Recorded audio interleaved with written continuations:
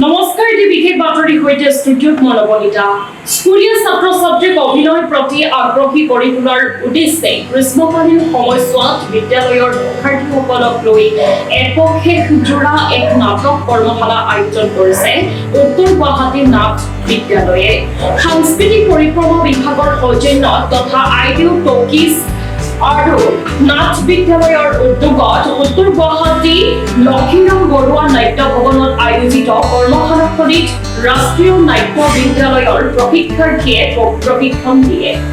দ্বিতীয় বৰ্ষৰ বাবে আয়োজিত এই কৰ্মশালাত অৰ্ধ শতাধিক শিক্ষাৰ্থীয়ে অংশগ্ৰহণ কৰে।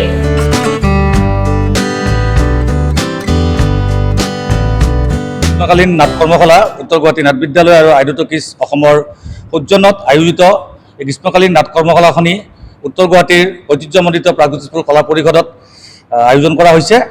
সেয়ে 7 জুলাইৰ পৰা 21 জুলাইলৈকে 15 দিনীয়া কৰ্মশালাটিত সকলো সদাশয় ব্যক্তিক উত্তৰ গুৱাহাটী ৰাইজক সহায় সহযোগিতা পৰামৰ্শ আগবঢ়াবলৈ আৰু ইয়াত আমাৰ অনুষ্ঠানত উপস্থিত থাকিবলৈ অনুৰোধ জনালোঁ। আমি উত্তৰ গুৱাহাটী নাট বিদ্যালয় আৰু আইডিও টকিজৰ সহযোগত 2016 বৰ্ষৰ পৰা আমি শিশু নাট কৰ্মশালা আমি অনুষ্ঠিত কৰি আহিছোঁ। এই বছৰ আমি আচলতে বহুত সৌভাগ্যৱান যে অসম চৰকাৰ সাংস্কৃতিক পৰিক্ৰমা বিভাগৰ উদ্যোগত আমাৰ এই জালুকবাৰী বিধানসভা সমষ্টিত আমাৰ উত্তৰ গুৱাহাটী নাট বিদ্যালয় আৰু আইডিও টকিজক আমাক এই বছৰৰ গ্ৰীষ্মকালীন কৰ্মশালাখিনি অনুষ্ঠিত কৰিবলৈ আমাক আজি পৰামৰ্শ দিয়াৰ বাবে আমি নথৈ আনন্দিত হৈছোঁ।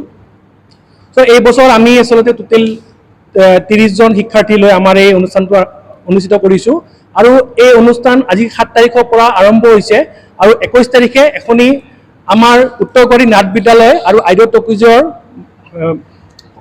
উদ্যোগত আমি এখনি নাট সন্ধিয়া আমি মঞ্চস্থ কৰিম।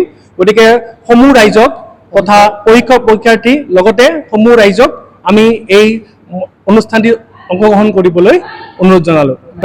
ৰাষ্ট্ৰীয় নাট্য বিদ্যালয় তাৰ পৰা গ্ৰেজুৱেট কৰা আমাৰ কুলদীপ চহৰীয়া লগতে ৰাজু ৰয় আৰু আমাৰ ৰশ্মিৰেখা শৰ্মা এই তিনিগৰাকী পৰীক্ষকে আমাৰ এই কণ শিশুসকলক প্ৰশিক্ষণ দিয়াব এই 15 দিনৰ কৰ্মশালাখনিত।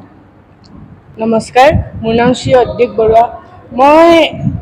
মই গ্ৰীষ্মকালীন কৰ্মশালাত মই বহু বছৰ ধৰি কৰি আহিছোঁ আৰু মোৰ নাটক কৰিব খুবেই মন, তো সেইকাৰণে ইয়ালৈ আহিছোঁ আৰু আমাক ছাৰ বাইদেউহঁতে ধুনীয়াকৈ শিকাইছে, আমাক বহুতো কথা আমাক কয় আৰু আমাক কৰিবলৈ কয়, আমি সেইবিলাক বছৰ ধৰি কৰি আছোঁ নাটক আৰু যিমান বছৰ ধৰি কৰিছোঁ বহুত ভাল লাগিছে কৰি কিনে। ইয়াত বহুত মানে লাজ কৰিব লগা একো কথা নাই, এইবাৰ একো নাই, চব খুলি কিনে কথা ক'ব পাৰি আৰু ইয়াতে যেনেকৈ আমাক গেম খেলায়, আমাক এক্সাৰচাইজ কৰায়, সেইবোৰ কৰি কিনে আমাক মানে বহুত ভাল লাগিছে আৰু মনটো ভালো লাগে আৰু ইয়াতে আহি কিনে মানে নতুন নতুন ল'ৰা ছোৱালীবিলাকক লগ পাই মানে বহুত ভালো লাগে।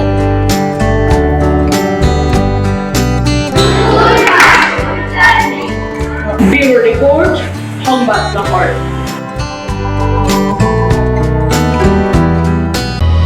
অসমবাসী তথা ডিমৰীয়াবাসীৰ বাবে সুখবৰ। কামৰূপ মহানগৰ জিলাৰ সোণাপুৰত স্থাপন ডিমছ হাস্পতাল এণ্ড নাৰ্ছিং হোম।